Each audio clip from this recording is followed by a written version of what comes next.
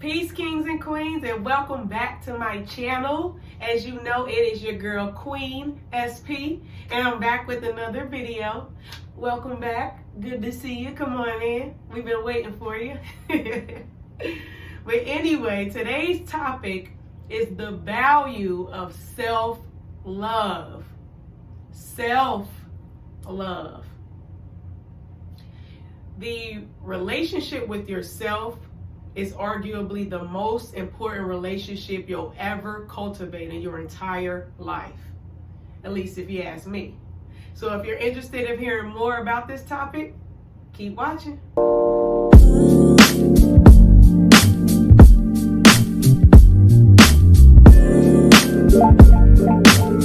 Okay guys, so as stated just a moment ago, this video topic is regarding cultivating a long-lasting and loving relationship with yourself, and why that is arguably the most important relationship you'll ever cultivate. Okay, so you know how I do my videos. In any topic or discussion, we're going to first start defining things. What is love? I know a lot of us have heard God is love, love is God. God creates life. So the purpose of love, or the meaning of love, is life. Life is love, you know? Love is a deep connection to someone or something. It is also a commitment to understanding someone or something. What do you think about that definition? I like it. It's not just a feeling, like how most people say it's an emotion. No, love is an action word. It requires, as I stated before, connection and commitment. Those are two pretty heavy words. A connection insinuates some level of relationship. A commitment indicates a level of obligation. So if you have a commitment or an obligation to understanding something, you love it. Connection and commitment are key to the definition of love, if you ask me, because you do not commit or connect to something that you do not value. Okay? So you have to first find value in something, have some type of dedication, connection, and commitment to it, and those two things equal love. Let me give you an example. So let's say you say, I love cars. When someone makes a blanket statement like that, first and foremost, you can most likely grasp that they not only love cars, but they value them. Beyond that, they have some sort of connection to them, and they've made a commitment to understanding cars. So that can be shown in their actions. They take care of their car. They understand how it works. They keep up on the maintenance. That's the commitment piece. Some people even take apart and build cars because they love them so much. That's a commitment to understanding something that you've dedicated the time to learn it. You understand where I'm going with this? You see what I'm saying? That's love. So with that being said, self-love is the commitment to understanding yourself and the commitment to a connection and relationship with yourself. Do you have a deep connection and relationship and understanding of you? If your answer is no, I'm not going to say that you don't love yourself outright and blatantly, but there can definitely be a deeper love there and a deeper connection to self. So let's dive into that. First and foremost, love is the highest vibration that exists on the planet Earth or in this realm. Okay, and that's scientifically proven, you know. I could do a separate video on that, but frequency wise, it's the highest. If you were to go to search on YouTube, love frequency, you'll be able to find tones that elevate your mood and spirit.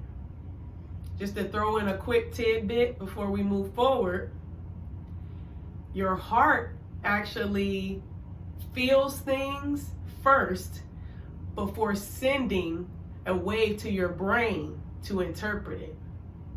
Now let's sit there with that. So that means the way you feel is what tells your brain how to act. What I'm discussing right here is called neurocardiology. Your heart speaks to your brain. Your brain does not speak to your heart. It's not vice versa. It's this way to this way. So that's why the Bible says guard your heart.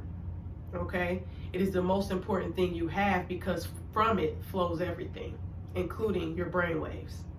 So let's move on. This video is about cultivating that ultimate loving relationship with yourself. Why is self-love, or why is the love of oneself or the relationship with oneself the most important relationship you'll ever have? First and foremost, self-love sets the tone for all the other relationships in your life. From the way you treat yourself, that is where your other relationships shall flow.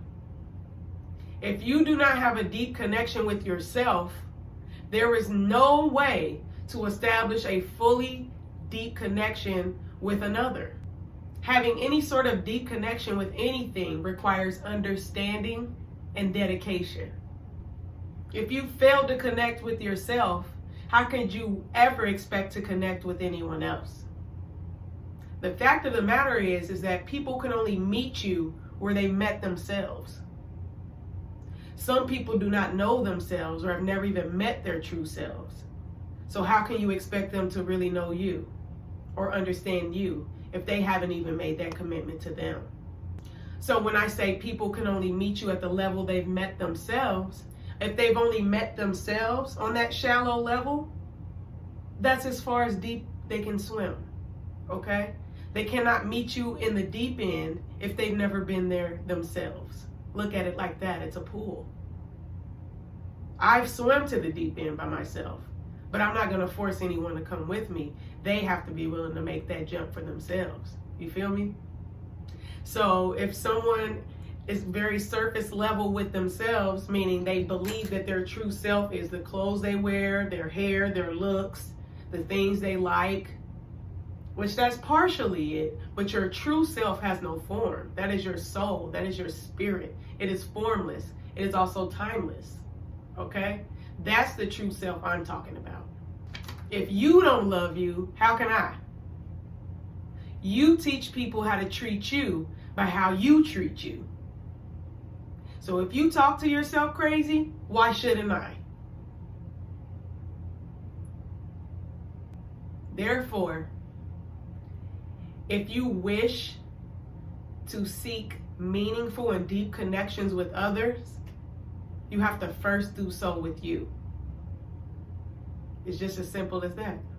So how do you establish this deep connection and understanding of yourself? I'm glad you asked. Let's get into that.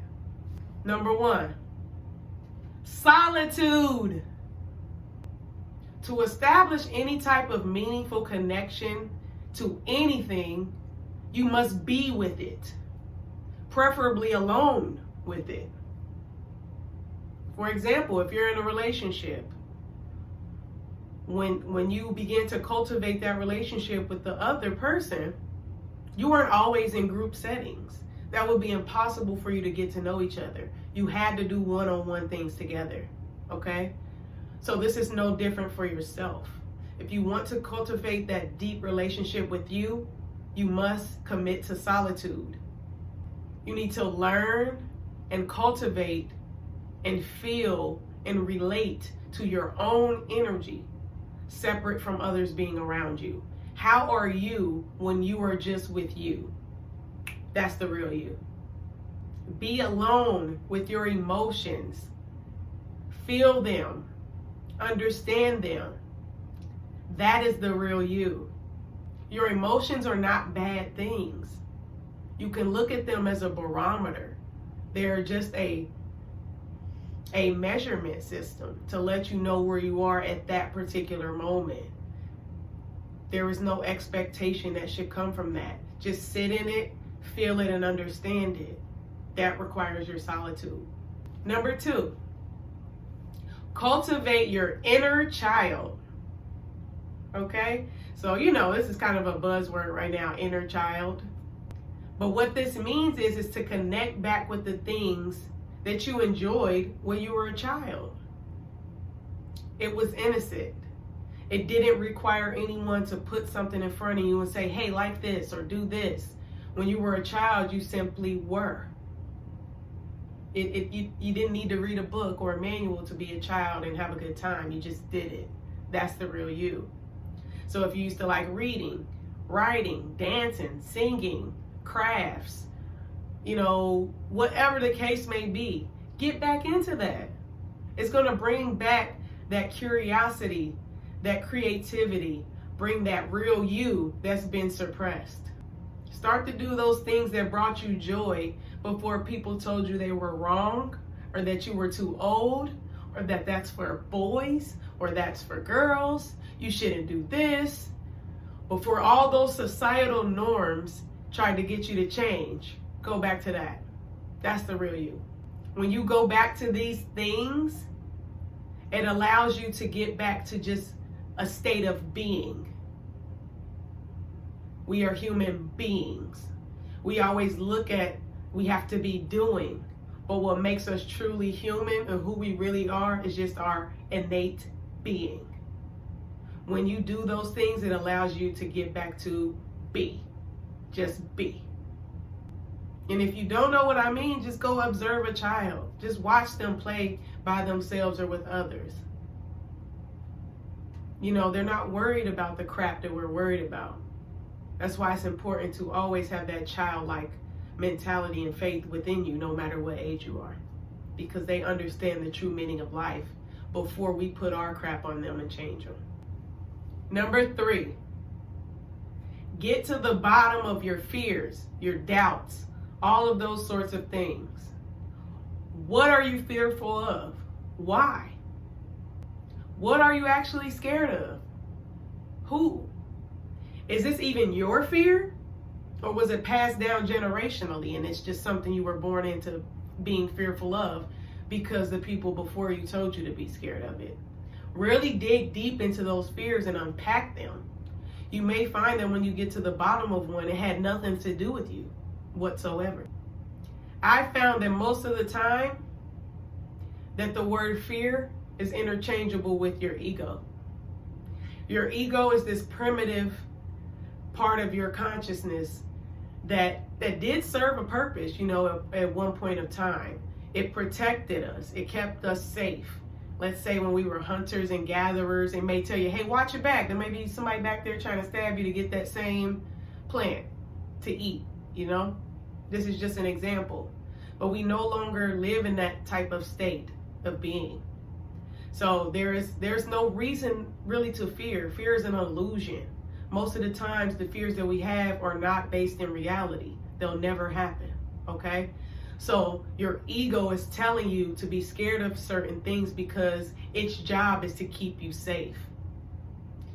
In reality, what your ego is actually doing is keeping you in a box because you're scared of things that really don't even exist. So you never leave that comfort zone. Sometimes we call it playing safe. Reality is we're living in fear. So check your ego. The ego has to die, okay? And what ego death truly means is not that it's never there. It just no longer runs your consciousness. It is below where it's supposed to be. It doesn't head your consciousness. I personally believe journaling helps a lot with this, to unpack your fears, write them out, really truly understand, because as you're writing, your brain is forced to process. So that's the difference between just sitting there thinking about something and writing it. And of course, go check out my Journaling 101 video that I posted. I speak to that in that video. When you're journaling things out, it's really getting into that subconscious and forcing those things to be pulled out. Because most of the time we're acting on fears that have been so deeply rooted in our subconscious, but consciously, and we don't even realize it. So unpack those fears. And then when you unpack them, let them go. This is reprogramming yourself. So if you have a fear of being judged, unpack why. Are you a perfectionist? Are you worried about what others think? Unpack that fear all the way down. Why? Were you judged as a child? Were you told how to think? Were you told that you weren't good enough by your parents, your grandparents? Whatever the case may be, you need to go deep down into that and reprogram it. And you reprogram a fear by replacing it with a positive thought. I am enough. I am good enough. There's no reason for me to be judged. And because we are all equivalent as humans, there's no one that can judge me because we're equals. Reprogram yourself. Number 4, embrace what you consider to be your flaws. And yes, I put flaws in air quotes because they don't exist. They don't. There's no set standard for a human being. If you look around, we all look different. We are totally different. Eye shape, nose shape, hair texture, body shape. Everything is different. There's no set standard. So what we're considering a flaw, is it a flaw or is it just a difference? There's a million phenotypes in the world. Why do you consider yours to be wrong? This comes back to reprogramming your mind. Reframe that thought. What sets you apart from others is actually what makes you unique. That doesn't make it a flaw, that makes it unique to you. A lot of times this may be your gift. And we're sitting here calling things flaws and repressing them. Meanwhile, this is what God gave you to do here with your purpose.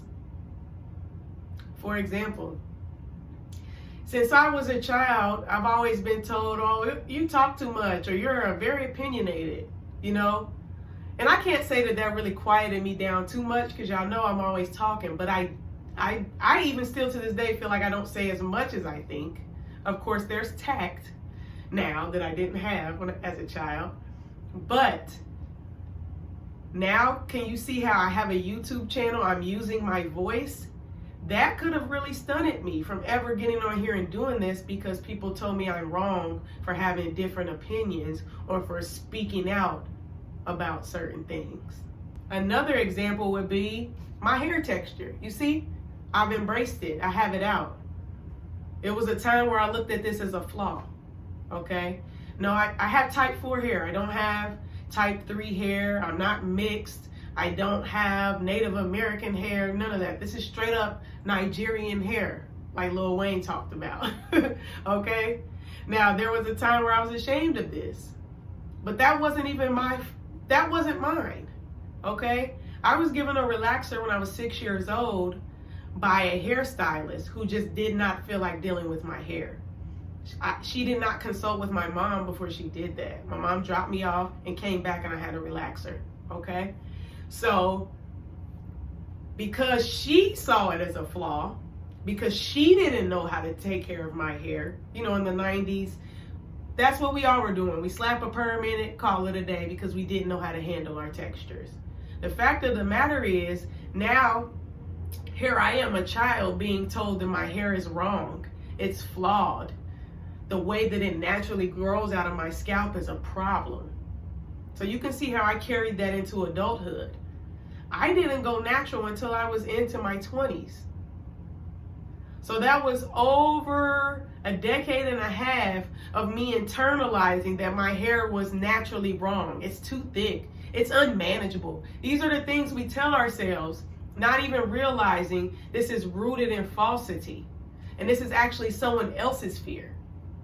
Just because that hairstylist had a fear of my hair, or she was told when she was a child that her hair was unmanageable, she passed that to me, and now my mom and everyone else is perpetuating that to me.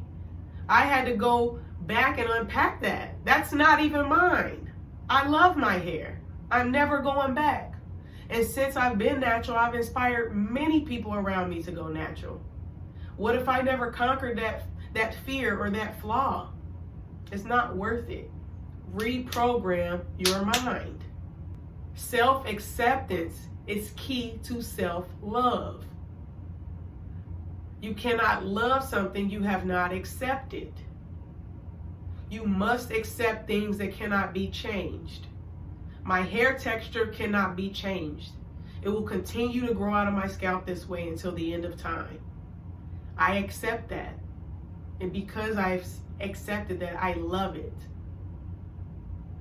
And how I show the love is the commitment to understanding my hair, commitment to taking care of it, commitment to its health, having a relationship with my hair.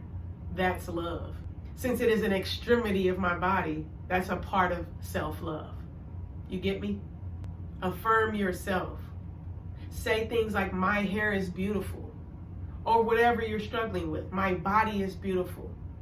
My mind is beautiful. The way I think is beautiful. Say these affirmations in the mirror. Put them up around your house on Post-its. Whatever you have to do to reprogram and affirm yourself, do it. You deserve it. There's nothing wrong with you. Number 5, get to know your values and say no to anything else that's not in alignment with that. It's as simple as that. So what you value are the things that you care about. For example, if you value family, that's a good example. You're not going to sit here and build a relationship with a man that does not take care of his kids. He does not value family, okay? That's just one example. So get clear on your values and say no to everything else that is not in alignment with them. That is self-love. And last but not least, this is actually the biggest one if you ask me, number 6, establish a true connection with God. And when I say God, insert whatever you say, source, spirit, Allah, universe, etc., etc. All these terms are referencing the almighty, infinite force that is within us all. When you begin to establish a true relationship with the Creator, you begin to understand creation and the order that it entails. There aren't any mistakes in creation. God didn't accidentally make flowers.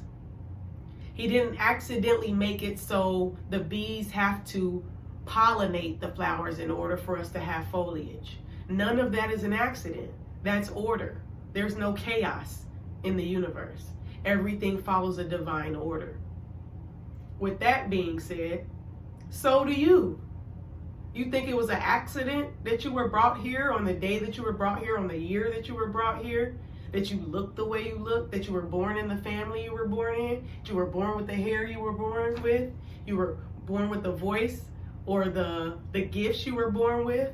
No, none of that is chaotic or on accident. It's in divine order. When you cultivate that relationship with the Creator, you start to see divinity and divine order everywhere. And that puts a little ease on yourself. The fact that the Creator took the time to bring you to this earthly plane shows that you have value. Regardless of what anyone else or anything or anyone around you has to say. The divine wanted you here, so you're here. End of story. You're valuable. You're meant to be here. You were created in a distinct manner to do a certain thing specific that the world needed, that only you could do. That's why you need to be exactly who you are. Once you begin to look at things like that, you realize the divine order. You begin to see yourself through God's eyes. And through God's eyes, you are perfect. When God created you, He didn't accidentally, oh shoot, made her hair too big. You know what I mean? Oh man, you know what I'm saying? But even if you do got a big head, you had to, okay? That's all I'm saying. That's my point. You begin to see yourself through God's eyes. You start to understand that I am enough. I was made this way for a reason. I do have a purpose. I am meaningful. I am valuable just for being me. Not for what I do or what I give to people, what I create, none of that. For simply being. It's my personal belief that you truly meet God the moment you begin to truly love yourself and see yourself through God's eyes. Look at it like this. You were created in God's image. So how could there be something wrong with your image? If we all give an attribute to God as the Almighty, Alpha and Omega, perfection, if we are created in that exact image, how can you find a flaw in you? I'll wait. I can honestly say meditation helped me with this a lot. When you shut your eyes and you're sitting there trying to essentially be nothing, observe nothing but your breath, yourself, you go within. You realize the true you is in here. It has nothing to do with none of this stuff out here. The true you is in here and it's infinite. And it has a direct connection to God. Okay? So once you begin to cultivate that, I meditate every day now. Because there's no way I can go a day without feeling that. Now that I do that, it helps me to reestablish and reconnect with God as well as myself and gain another understanding. Hey, I can do this. I'm here. I'm me. Me and God is tight. I just got done sitting off his lap with my meditation. Let's get this day started. We are good to go. I am enough. I'm here now in 2021 for a reason. Let's go. Once this becomes a normal practice to you, all 6 of those things that I just said, it's not something you do once and you're like, love myself. Let's go. That is why earlier I mentioned dedication, obligation, commitment, understanding. That is truly love. It's not something that you can pop in the microwave and be done with real quick. It is a commitment to a deep understanding, a commitment to a relationship, a commitment and an obligation to yourself. When you commit to yourself first, everything else will flow beautifully from you. You'll stop engaging with people that do not see your value because you see your value now. You don't have time for that. Most of the time, if someone can't see the value in you, it's like I said earlier, they haven't seen the value in themselves.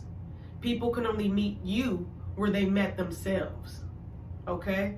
So it's not nothing to sit there trying to prove yourself to someone. Allow them to stay on their path where they are in their journey and move around. It is what it is. I've been in a situation where I tried to prove my worth to someone, and all that did was break me down and make me continue to feel lesser than I already felt. It wasn't until I ended that and I stepped back into my power and realized who I am and whose I am. I don't got to prove nothing to nobody. I'm here. Boom. That's it. Who are you to tell me I'm not valuable? Beat it. You won't take things as personally either. Because as I just stated before, people can only meet you where they met themselves. So if people are coming at you a certain way, or they're seeing certain things in you, or they're projecting on you, it's because that's where they are. It has nothing to do with you. So it's definitely helped me with conflict resolution. I used to have a temper to the point where I will just punch you if I felt disrespected, really, and I'm just being honest. And my followers who truly know me know this is true. I will just punch you in your face if I felt disrespected, instead of realizing that I felt disrespected because I felt low inside, not because of anything that they had said or anything they had done. I already felt low before they made that comment. So until you go internally and fix those things, your world around you will continue to be chaotic. There is no external battle without an internal one going on first. So with that, I conquered all my internal battles. I no longer have any outside of me. And I'm not saying I'm perfect and new things don't come up, but they say a new level, new devil. You feel me? So once you conquer that, boom, it may be another internal battle that comes up. But guess what? Make sure that you're handling it internally. you're not projecting or pushing it on other people. You have to be aware, self-aware of what's going on inside of you. And that's when those 1 through 6 come back into play. And that's why I said it's a continuous thing. It's not microwaving. Okay, it's slow cooking. Take your power back. I feel so powerful now because I know that I'm no longer giving my power to other people by saying, they did this to me, they did that to me. No one can do anything to you that you haven't first done to yourself or allowed them to do. Okay? So once you take your power back and you get in a certain stance that you love yourself so much, people don't even feel comfortable doing certain things to me anymore because of the aura and the vibration I give off. It's as simple as that. That's because they can sense, whether they know it consciously or not, they can sense that she's done the work and she's not playing with me right now. She values herself too much to even engage in this conversation with me. People see that, and I can tell. I can tell. Okay? So, I don't want this video to get too long. I'm just very passionate about this topic because I feel that self-love is truly the key to life. We were brought here to master ourselves. Okay? All this other stuff that we've been taught, all this matrix stuff that's here to distract us, drop it and let it go. Reframe yourself.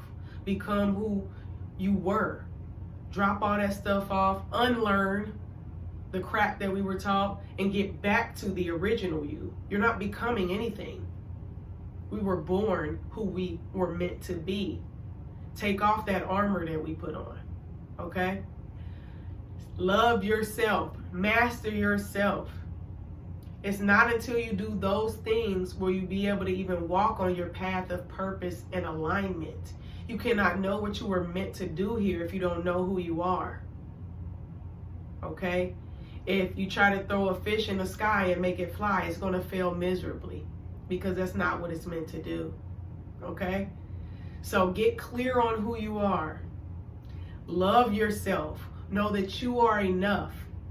Know that God is love and God loves you. And I love you because the God in me sees you and sees the light in you. And I hope you can see the same. I hope this video empowers you and gives you some tips to begin or to continue your self-love journey.